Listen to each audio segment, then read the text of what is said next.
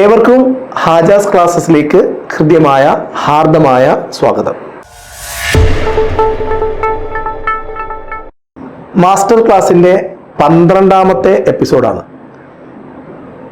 2026 നടക്കാനിരിക്കുന്ന പരീക്ഷകളുടെ എല്ലാ പരീക്ഷകൾക്കും കോമൺ ആയിട്ട് വരുന്ന കോർ ടോപ്പിക്കുകളാണ് നമ്മൾ മാസ്റ്റർ ക്ലാസ്സിലൂടെ കൈകാര്യം ചെയ്യുന്നത്. മാസ്റ്റർ ക്ലാസ്സിൻ്റെ കഴിഞ്ഞ ലക്കങ്ങളെക്കുറിച്ചുള്ള അഭിപ്രായങ്ങളെല്ലാം മധുരമേറിയതാണ്, സ്നേഹമുള്ളതുമാണ്.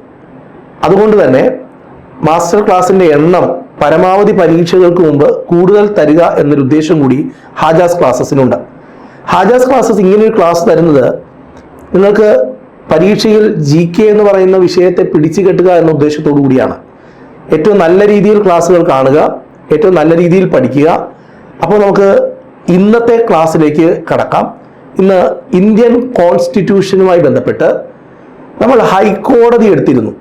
ഇന്ന് നമ്മൾ പറയാൻ പോകുന്നത് മറ്റൊരു കോടതിയാണ്, ഇന്ത്യയുടെ പരമാധികാര കോടതി, ഇന്ത്യയുടെ പരമോന്നതമായ കോടതി.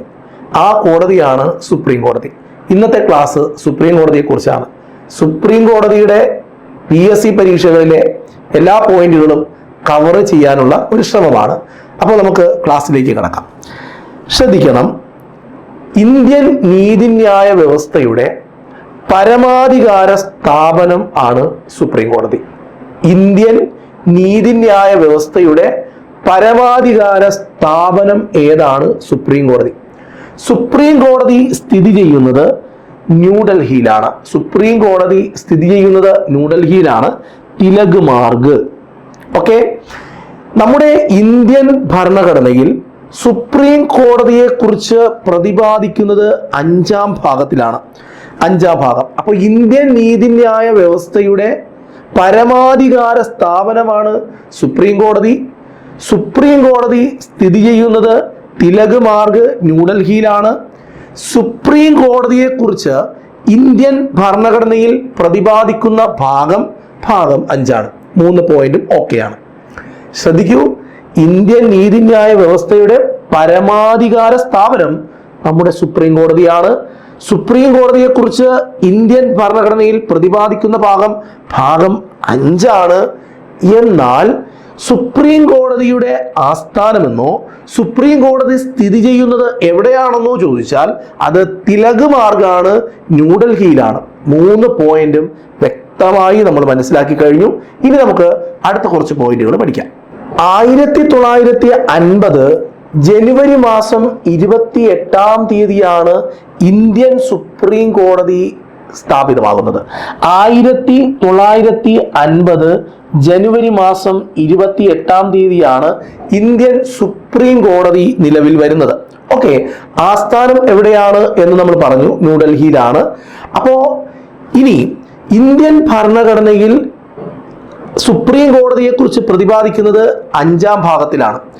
എന്നാൽ ഏത് ആർട്ടിക്കിളാണ്? ആർട്ടിക്കിൾ നമ്പർ 124 മുതൽ 147 വരെ ഇന്ത്യൻ ഭരണഘടനയിൽ സുപ്രീം കോടതിയെ കുറിച്ച് പ്രതിപാദിക്കുന്നു. സുപ്രീം കോടതിയെ കുറിച്ച് പ്രതിപാദിക്കുന്നത് 124, ആർട്ടിക്കിൾ 124 മുതൽ 147 വരെ. 1950 ജനുവരി 28നാണ് സുപ്രീം കോടതി സ്ഥാപിതമായത്.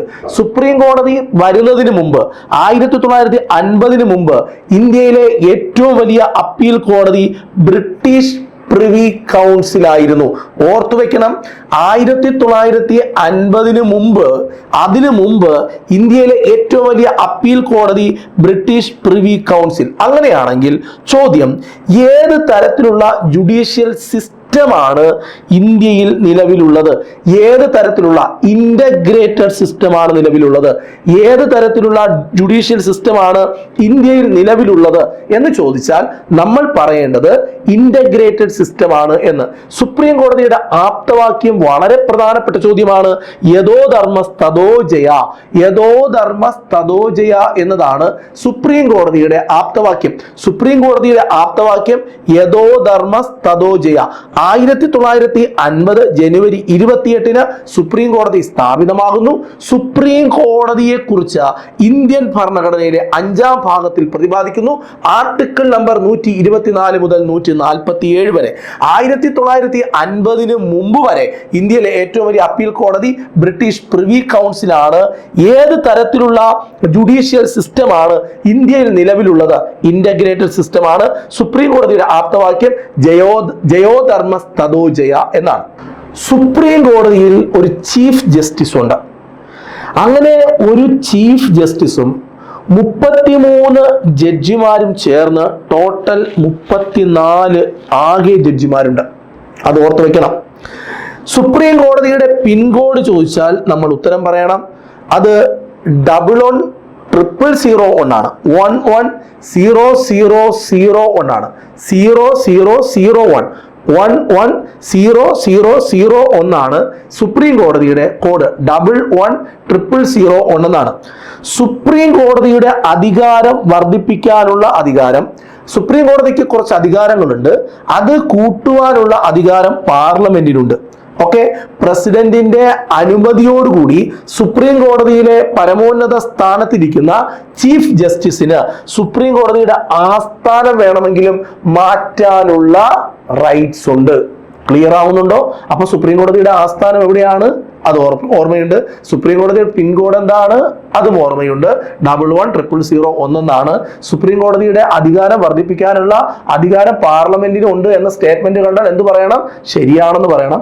പ്രസിഡന്റിന്റെ അനുമതിയോടുകൂടി സുപ്രീം കോടതിയുടെ ആസ്ഥാനം മാറ്റാനുള്ള അധികാരം ചീഫ് ജസ്റ്റിസിനുണ്ടെന്ന് പറഞ്ഞാൽ അതും ശരിയാണ് എന്ന സ്റ്റേറ്റ്മെന്റ് പറയണം. സുപ്രീം കോടതിയിൽ കാണപ്പെടുന്ന ശില്പം ആരുടേതാണ്? അമ്മയും കുഞ്ഞും. സുപ്രീം കോടതിയിൽ കാണപ്പെടുന്ന ശില്പം അമ്മയും കുഞ്ഞും. എന്നാൽ സുപ്രീം കോടതി നിലവിൽ വന്നത് 1950 ജനുവരി 28. അപ്പോൾ അതിന് മുമ്പുള്ള ഏറ്റവും വലിയ അപ്പീൽ കോടതി ഏതായിരുന്നു? ബ്രിട്ടീഷ് പ്രിവി കൗൺസിൽ ആയിരുന്നു. ബ്രിട്ടീഷ് പ്രിവി കൗൺസിൽ ആയിരുന്നു. ക്ലിയർ ആണ്? ഓക്കെ, അങ്ങനെയാണെങ്കിൽ സുപ്രീം കോടതിയുടെ വിശേഷണങ്ങൾ എന്തെല്ലാമാണ്? സുപ്രീം കോടതിയുടെ വിശേഷണങ്ങൾ: ഇന്ത്യയുടെ പരമോന്നത കോടതി. ഇന്ത്യയുടെ പരമോന്നത കോടതി. ഓക്കെ, അതൊരു പോയിന്റ്. അതേപോലെ ഇന്ത്യൻ ഭരണഘടനയുടെ കാവൽക്കാരൻ. ഇന്ത്യൻ ഭരണഘടനയുടെ കാവൽക്കാരൻ. ഇനി ഭരണഘടന വ്യാഖ്യാതാവ്. ഇങ്ങനെയൊക്കെ PSC ചോദിക്കും കേട്ടോ. ഇന്ത്യയിലെ ഏറ്റവും വലിയ ജുഡീഷ്യൽ അതോറിറ്റി. ഇന്ത്യയിലെ ഏറ്റവും വലിയ ജുഡീഷ്യൽ അതോറിറ്റി.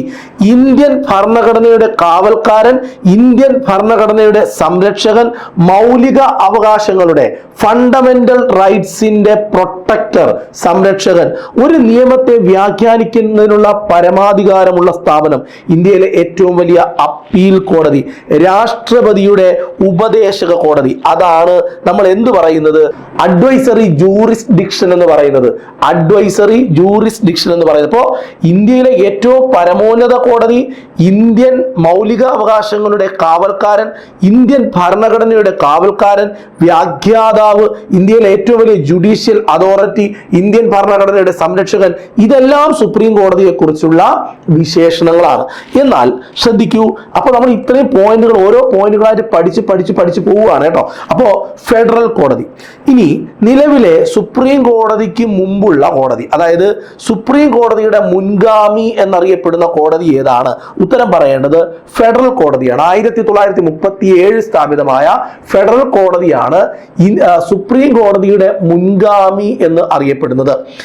ഏത് ആക്ട് പ്രകാരമാണ് ഫെഡറൽ കോടതി രൂപം കൊണ്ടത്? 1935 ഗവൺമെന്റ് ഓഫ് ഇന്ത്യ ആക്ട് പ്രകാരം. 1935 ഗവൺമെന്റ് ഓഫ് ഇന്ത്യ ആക്ട് പ്രകാരം നിലവിൽ വന്ന കോടതിയാണ് ഫെഡറൽ കോടതി.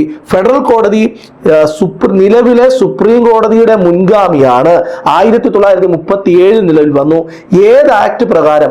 1935 ഗവൺമെന്റ് ഓഫ് ഇന്ത്യ ആക്ട് പ്രകാരം. എടാ, ഞാൻ ഇന്ന് ക്ലാസ്സിൽ നിങ്ങൾക്ക് പറഞ്ഞു തരുന്നത് ഈ 1935 ഗവൺമെന്റ് ഓഫ് ഇന്ത്യ ആക്ട് എടുത്ത് വെച്ച് പഠിക്കണം.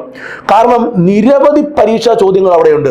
1935 ഗവൺമെന്റ് ഓഫ് ഇന്ത്യ ആക്ട് വ്യക്തമായി പഠിച്ചുകൊണ്ട് പോകണം. കാരണം ചോദ്യങ്ങളുടെ ചാകരയാണ് ആ ഒരു മേഖലയിൽ നിന്ന് വരുന്നത്. വ്യക്തമായി എന്തിനു വേണ്ടി വന്നു, എന്തായിരുന്നു അതിന്റെ സാഹചര്യം, ഇതെല്ലാ കാര്യങ്ങളും 1935 ഗവൺമെന്റ് ഓഫ് ഇന്ത്യ ആക്ടുമായി ബന്ധപ്പെട്ട് പഠിക്കണം. ഫെഡറൽ കോടതിയുടെ ആസ്ഥാനം ന്യൂഡൽഹിയാണ്. 1937 ഫെഡറൽ കോടതിയുടെ ജഡ്ജിമാരുടെ എണ്ണം 3, അതായത് ചീഫ് ജസ്റ്റിസ് ഉൾപ്പെടെ. ഇന്ന് സുപ്രീം കോടതിയിൽ 34 ഒരു ചീഫ് ജസ്റ്റിസും ബാക്കി 33 ജഡ്ജിമാരും. ഫെഡറൽ കോടതിയിലെ ആദ്യത്തെ ചീഫ് ജസ്റ്റിസിന്റെ പേരാണ് മൗറിസ് ഗേയർ. മൗറിസ്. ഫെഡറൽ കോടതി എന്ന് പറഞ്ഞാൽ സുപ്രീം കോടതിയുടെ മുൻഗാമിയായി അറിയപ്പെടുന്ന കോടതി. 1937 സ്ഥാപിതമായ, ഡൽഹി ആസ്ഥാനമായി സ്ഥാപിതമായ കോടതിയാണ്. എന്നാൽ ഇത് ഏത് ആക്ട് പ്രകാരമാണ് ഫെഡറൽ കോടതി നിലവിൽ വന്നതെന്ന് ചോദിച്ചാൽ അത് 1935 ഗവൺമെന്റ് ഓഫ് ഇന്ത്യ ആക്ട് പ്രകാരമാണ് നിലവിൽ വരുന്നത്. ഈ ഫെഡറൽ കോടതിയിലെ ആദ്യത്തെ ചീഫ് ജസ്റ്റിസ് മൗറിസ് ഗേയർ ആണ്. ആകെ ഉണ്ടായിരുന്ന ജഡ്ജിമാരുടെ എണ്ണം 3. സുപ്രീം കോടതിയിലെ ജഡ്ജിമാരുടെ എണ്ണം 34, ചീഫ് ജസ്റ്റിസ് ഉൾപ്പെടെ. ഗണേഷ് ഫിക്കാജി ദയോലാലികർ എന്ന് പറഞ്ഞ ഒരാളുണ്ട്. ഗണേഷ് ഫിക്കാജി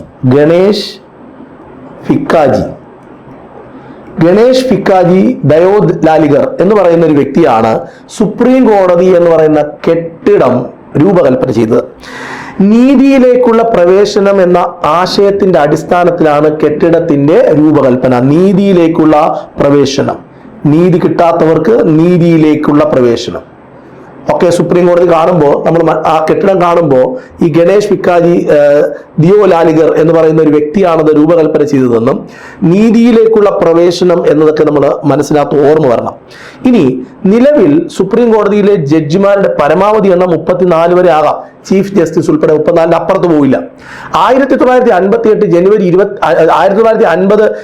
28 നിലവിൽ വരുന്ന സമയത്ത് 8 ജഡ്ജിമാരാണ് ചീഫ് ജസ്റ്റിസ് ഉൾപ്പെടെ ഉണ്ടായിരുന്നത്. ഓക്കെ, അതായത് സുപ്രീം കോടതിയിലെ ജഡ്ജിമാരുടെ എണ്ണം പരമാവധി 34 വരെ ആവാം. അത് കൂട്ടുവാനും കുറയ്ക്കുവാനും ഒക്കെയുള്ള അധികാരം എപ്പോഴും പാർലമെന്റിനാണ്. അതുപോലെ തന്നെ സുപ്രീം കോടതിയുടെ അധികാരം വർദ്ധിപ്പിക്കാനുള്ള റൈറ്റും ആർക്കാണ്? പാർലമെന്റിനാണ്. ജഡ്ജിമാരുടെ നിയമനത്തെക്കുറിച്ചാണ്. നമുക്ക് ആദ്യമായി ചീഫ് ജസ്റ്റിസിനെ കുറിച്ച് നമുക്ക് പറയാം. സുപ്രീം കോടതിയുടെ ചീഫ് ജസ്റ്റിസ് സുപ്രീം കോടതിയിലും ഹൈക്കോടതിയിലും ജഡ്ജിമാരുമായിട്ടൊക്കെ കൂടിയാലോചിച്ചതിന് ശേഷമാണ് രാഷ്ട്രപതി ചീഫ് ജസ്റ്റിസിനെ നിയമിക്കുന്നത്. അതായത് സുപ്രീം കോടതിയിലും ഹൈക്കോടതികളിലുമുള്ള ജഡ്ജിമാരുമായി രാഷ്ട്രപതി കൂടിയാലോചന നടത്തിയതിന് ശേഷം മാത്രമേ ചീഫ് ജസ്റ്റിസിനെ നിയമിക്കുകയുള്ളൂ. ക്ലിയർ ആണോ ഞാൻ പറഞ്ഞത്? ഓക്കെ, അടുത്തത് ചീഫ് ജസ്റ്റിസുമായും അതേപോലെ സുപ്രീം കോടതിയിലെയും ഹൈക്കോടതിയിലെയും മറ്റ് ജഡ്ജിമാരുമായിട്ടൊക്കെ ആലോചിച്ചതിന് ശേഷമാണ് സുപ്രീം കോടതിയിലെ ജഡ്ജിമാരെ രാഷ്ട്രപതി നിയമിക്കുന്നത്. അപ്പൊ സുപ്രീം കോടതിയിലെ ജഡ്ജിമാരെയും ചീഫ് ജസ്റ്റിസിനെയൊക്കെ നിയമിക്കുന്നത് രാഷ്ട്രപതിയാണ്. രാഷ്ട്രപതി അതിനുവേണ്ടി ഹൈക്കോടതിയിലെയും അതേപോലെ സുപ്രീം കോടതിയിലെയും ജഡ്ജിമാരോട് കൂടിയാലോചന നടത്താറുണ്ടെന്ന്.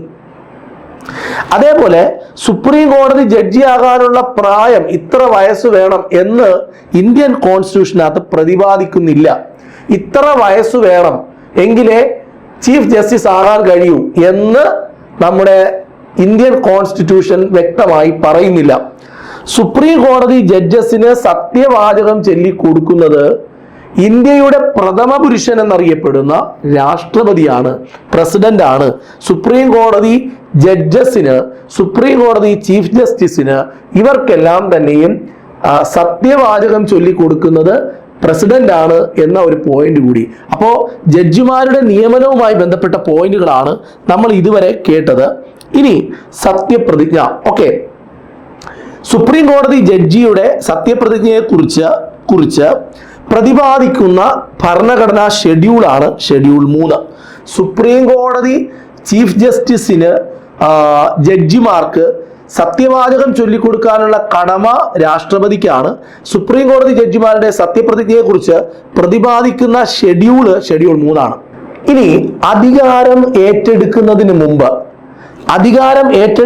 മുമ്പ് സുപ്രീം കോടതി ജഡ്ജി നടത്തുന്ന സത്യപ്രതിജ്ഞയിൽ ബാധകമായ കാര്യങ്ങൾ അധികാരം ഏറ്റെടുക്കുന്നതിന് മുമ്പ് സുപ്രീം കോടതി ജഡ്ജി നടത്തുന്ന സത്യപ്രതിജ്ഞയിൽ ബാധകമായ കാര്യങ്ങൾ: ഒന്ന്, ഇന്ത്യൻ ഭരണഘടനയോടുള്ള യഥാർത്ഥ വിശ്വാസവും വിധേയത്വവും വഹിക്കുക.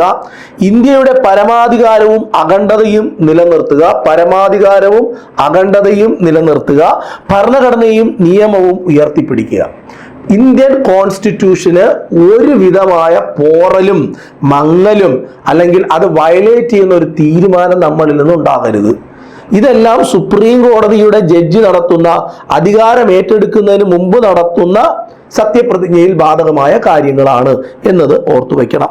സുപ്രീം കോടതി ജഡ്ജി ആകുന്നതിന് ഇത്ര വയസ്സ് വേണം എന്ന് ഇന്ത്യൻ കോൺസ്റ്റിറ്റ്യൂഷനിൽ പറയുന്നില്ല. പക്ഷേ സുപ്രീം കോടതി ജഡ്ജിമാരുടെ പരമാവധി കാലാവധി 65 വയസ്സ്. 65 വയസ്സ് പൂർത്തിയാകുന്നത് വരെ പദവി വഹിക്കുന്നു. പാർലമെന്റിന്റെ ശുപാർശ പ്രകാരം രാഷ്ട്രപതിക്ക് ജഡ്ജിയെ നീക്കം ചെയ്യാം.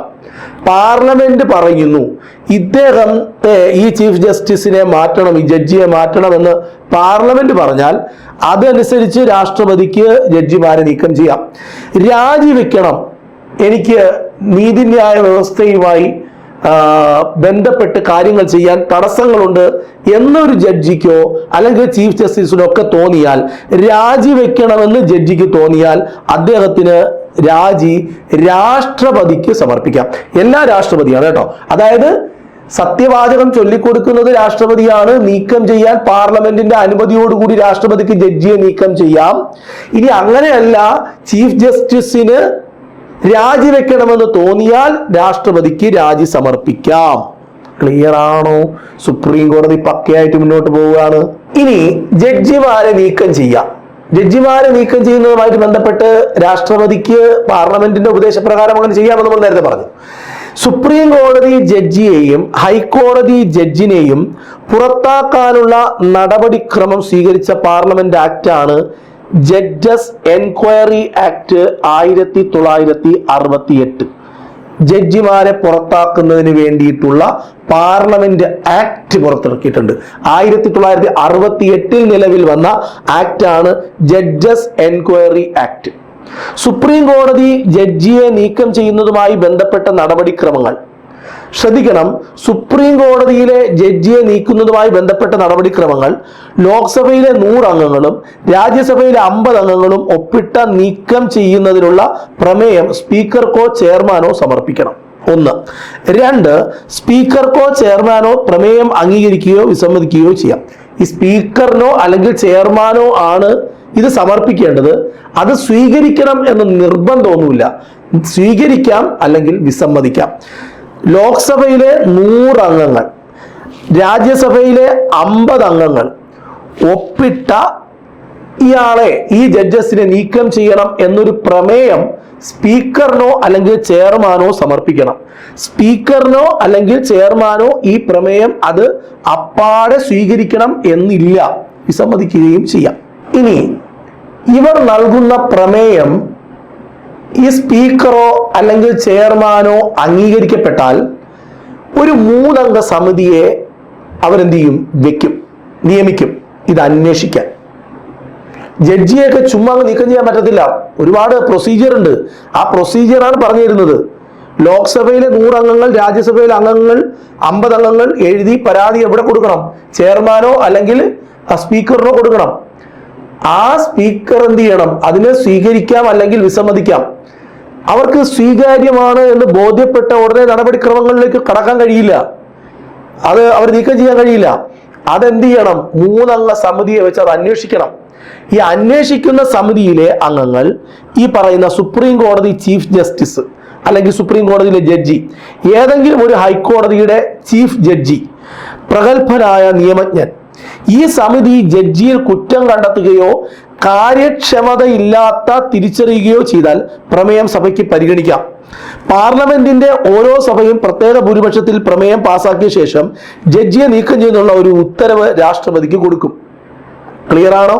ഓക്കെ. അതിനുശേഷം ഒടുവിൽ ജഡ്ജിയെ നീക്കം ചെയ്യാനുള്ള ഉത്തരവ് രാഷ്ട്രപതി പുറപ്പെടുവിക്കും. രാഷ്ട്രപതിയാണ് ജഡ്ജിയെ നീക്കം ചെയ്യാനുള്ള നടപടികൾ, അതായത് ആ ഒരു ഉത്തരവ് പുറപ്പെടുവിക്കുന്നത്. രാഷ്ട്രപതിയിലോട്ട് കാര്യങ്ങൾ അവസാനം എത്തും. അപ്പൊ ആ ഒരു സമിതിയിൽ എത്ര പേരുണ്ട്? ഈ അന്വേഷിക്കാനുള്ള ഈ കുറ്റം ആരെക്കുറിച്ചാണോ ആരോപിച്ചിട്ടുള്ളത് അവരെക്കുറിച്ച് അന്വേഷിക്കാൻ 3 അംഗ സമിതി രൂപീകരിക്കും. ആ സമിതിയിലെ അംഗങ്ങളാണ് സുപ്രീം കോടതി ചീഫ് ജസ്റ്റിസ് അല്ലെങ്കിൽ സുപ്രീം കോടതിയിലെ ജഡ്ജി, ഏതെങ്കിലും ഒരു ഹൈക്കോടതിയിലെ ഏറ്റവും പ്രധാനപ്പെട്ട ജഡ്ജി, ചീഫ് ജഡ്ജി, പ്രഗത്ഭനായ നിയമജ്ഞൻ. ഈ സമിതി കണ്ടെത്തുകയോ കാര്യക്ഷമത ഇല്ലായ്മ തിരിച്ചറിയുകയോ ചെയ്താൽ പ്രമേയം സഭയ്ക്ക് പരിഗണിക്കാം. ഇത് അത്ര പോരാത്ത ഒരു ജഡ്ജാണ്, പരാതിയുള്ള ജഡ്ജാണ് എങ്കിൽ അത് നമുക്ക് സഭയ്ക്ക് പരിഗണിക്കാം. പാർലമെന്റിന്റെ ഓരോ സഭയും പ്രത്യേക ഭൂരിപക്ഷത്തിൽ പ്രമേയം പാസാക്കിയ ശേഷം ജഡ്ജിയെ നീക്കം ചെയ്യാനുള്ള ഒരു ഉത്തരവ് രാഷ്ട്രപതിക്ക് സമർപ്പിക്കും. രാഷ്ട്രപതി അവസാനം എന്ത് ചെയ്യും? ഈ ജഡ്ജിനെ നീക്കം ചെയ്യും, ഈ പരാതി വന്ന ആളിനെ. ഓക്കെ, അപ്പൊ സുപ്രീം കോടതി ചീഫ് ജസ്റ്റിസും ജഡ്ജിമാരും ഒക്കെ രാജിക്കത്ത് കൊടുക്കുന്ന നമ്മൾ നേരത്തെ പറഞ്ഞു പ്രസിഡന്റിനാണ്. ഇതുവരെയും ഇതാണ് ഇംപീച്ച്മെന്റ് എന്ന് പറയുന്നത്. ഇതുവരെയും ഒരു ജഡ്ജിയെയും ഇംപീച്ച്മെന്റ് ചെയ്ത് പുറത്താക്കിയിട്ടില്ല.